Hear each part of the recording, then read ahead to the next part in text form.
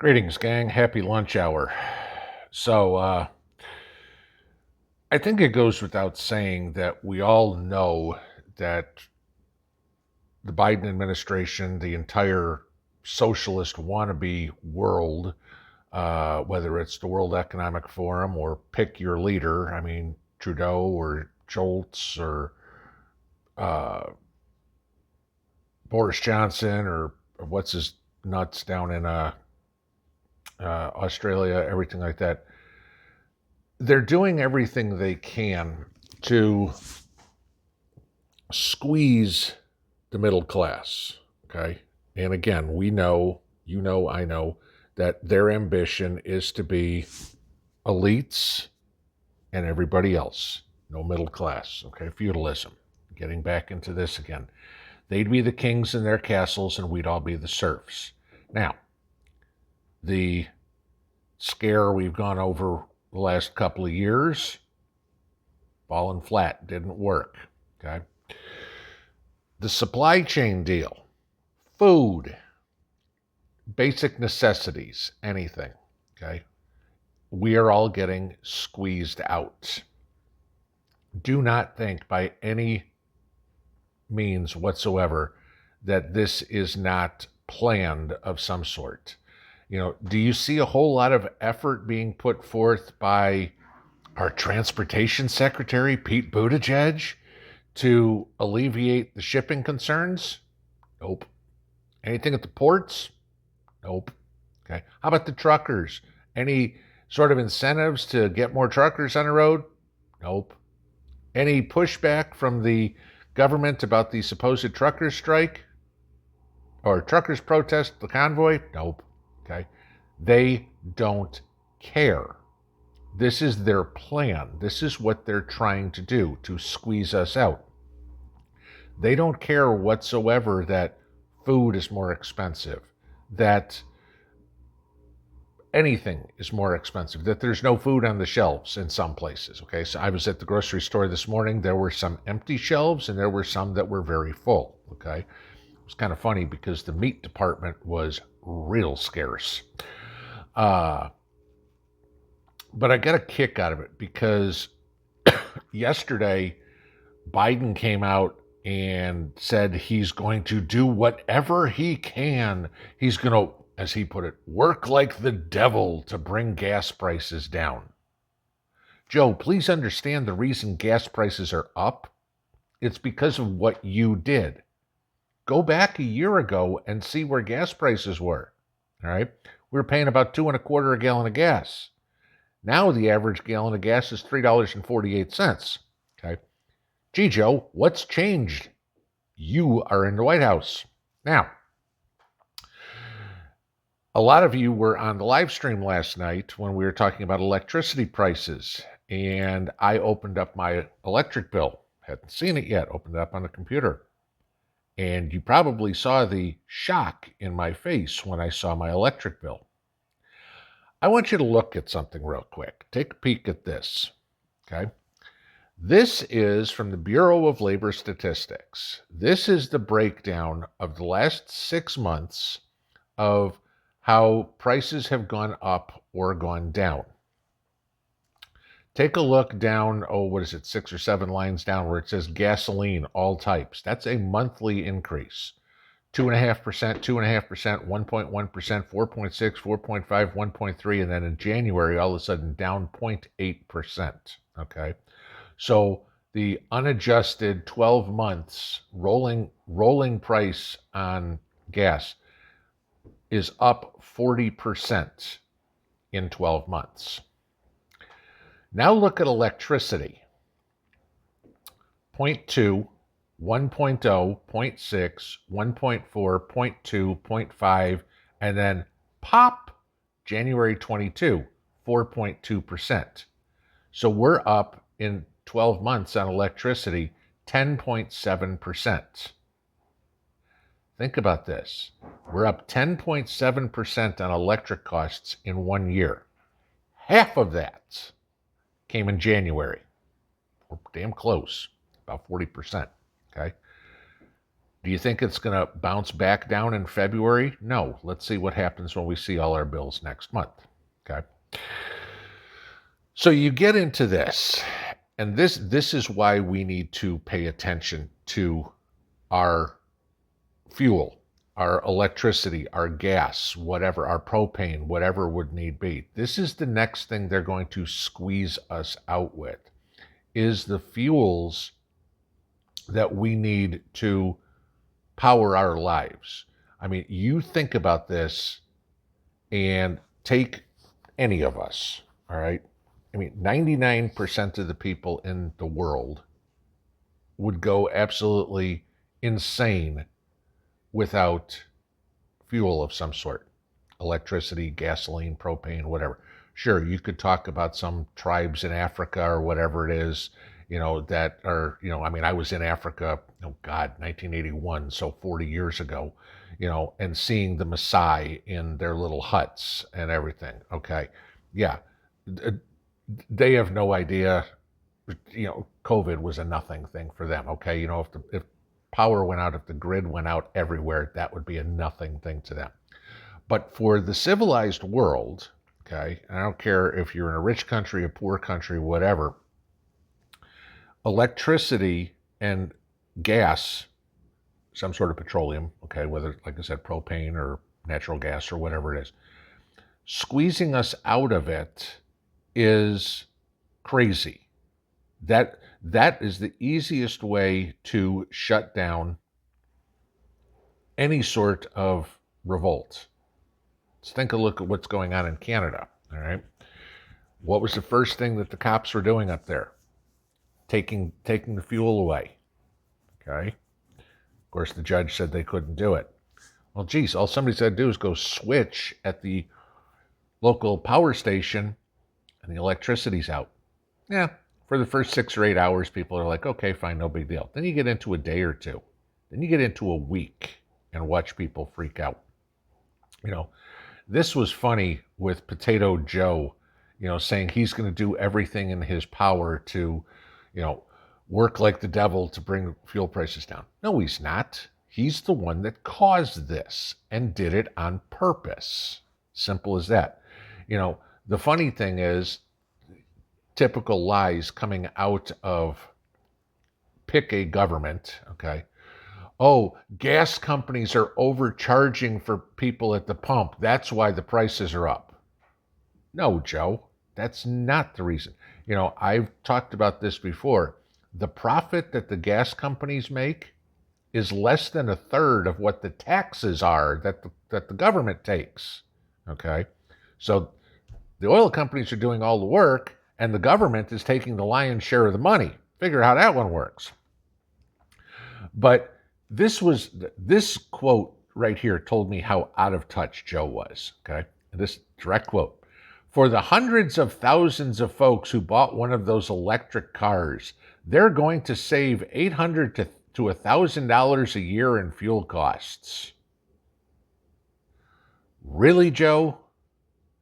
Because let's take a look at where the price of electricity goes. We don't have the infrastructure for electric cars. Most homes don't have the infrastructure to charge a car. It's not like you get your little extension cord and plug it in, okay? So every home would have to have a dedicated high power electric, I'm sorry, I'm not an electrician, what is it, 240 volt or something like that, outlet put on the house to charge the car. Gee, do you have more than one car? Maybe you need a couple of those. Let's get the electricians out there to do it. Save $800 to $1,000 in fuel costs. But gee, now all of a sudden I've got to pay the electricity costs, which guess what? The electricity's cost is going up. And why is it going to continue to go up? Because, I don't know. What do we use to generate electricity? Coal, oops, can't use that. Nuclear, oops, can't use that. Natural gas, oops, can't use that. So let's see, I'm going to try to charge my car on the sun. Yeah, Joe, that'll work real well. Tell that to all the people up in Alaska where it's dark for 6 months of the year that they're no longer allowed to drive. This is the thing, guys. You have to 100% somehow, some way, some whatever, figure out an alternative to your power. whether you have your own solar generators, whether you have a windmill out in the yard to generate it, whatever would be, whether you can convert to wood cooking or whatever. This is what's going to be crucial in an SHTF situation. I told you last night on the live stream, it's like 66 or 68% of the American population believes we will be in a war by the end of the year. Okay. I don't think this is going to be a Grenada or something like that. My guess is it's probably a Taiwan, which means it's going to be a big deal, which now means everything's going to be diverted for military use, and us little peons are going to be left out in the snow. If you like cooking, if you like staying warm, if you like turning the lights on, whatever, you have to, absolute must, figure out an alternative to do some, if not all of that.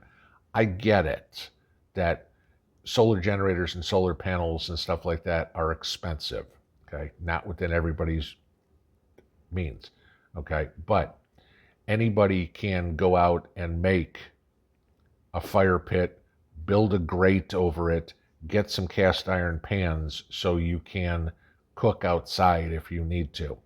You know, certain things can be done, certain can't. Sure, I understand that everybody can't buy a wood stove, and even if you can, good luck on getting it installed. Maybe if you're lucky, you'll get it done before Christmas.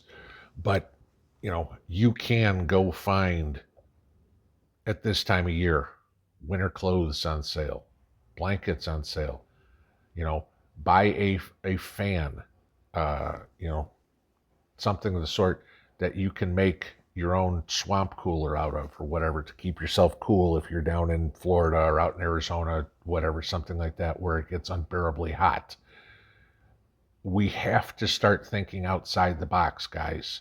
The government is doing everything they can to squash us. It's blatantly obvious. Pick a country: US, Canada, England, Germany, Portugal, Australia, New Zealand, pick one. I mean, you can go into any country and look at the fiasco that's going on with this. But when you see your gas prices go up, your electric prices go up, and they're going to continue to go up because of the idiotic people in that the world has now put into power, primarily these leftists, you're going to see this hit you in the wallet. And when you need, you know, the last time I checked, you know, paychecks aren't going up 40% to cover the cost of gas. Paychecks didn't go up 10% to cover the cost of electricity. In case you didn't know, the average paycheck went down 4.3% last year. Okay. So that'll tell you how great Joe's economic policies work. The cost of everything goes up and your wages go down. Well, that money to pay that electric bill's got to come from somewhere. So whether it's cutting out little Timmy's T-ball this year or little Mary's dance lessons, okay, that's fine. But what comes when there's nothing left to cut? Gee, I've got rid of my television. I've got rid of my Netflix subscription, you know, whatever would be. I sold a car, you know, I'm down to the bare bones, which a lot of people are after what's happened in the last couple of years. I've moved into a smaller house, a smaller apartment, whatever would be. Let's not even get into rent costs, okay, that have gone through the roof as well. This is the issue. Eventually, that money to pay to keep the lights on, it's got to come from somewhere. And the last place it comes from is your food budget. Don't let yourself get caught in a situation where your choice is either to eat or to have lights. Please, please, please figure out some way, whether it's getting a bunch of oil lamps and a bunch of oil, whether it's buying those little solar-powered outdoor discs or, you know, lamps that you stick in the ground that you can put outside during the day and bring in the house so you got light. Make yourself a fire pit and get yourself a piece of metal grate that you can scrounge together so you can make some sort of cooking surface.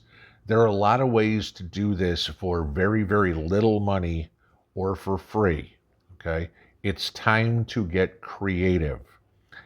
You know, weather's warming up for most people. You get a little chance to get outside, work around, do things outside. That's great.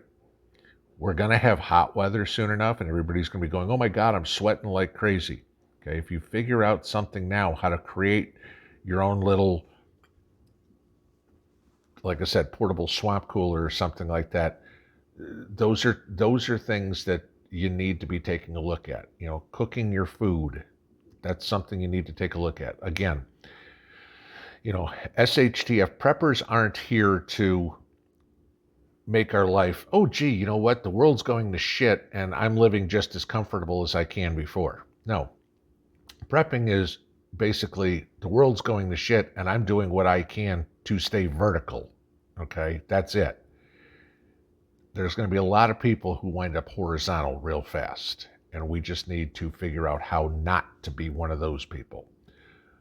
Watch your budget, watch your bills, do what you can to figure out things. I know people have come up with ideas of gasifiers and stuff like that to run your car on wood and everything. I mean, a lot of those things are beyond my capability. Some people have the ability to do it.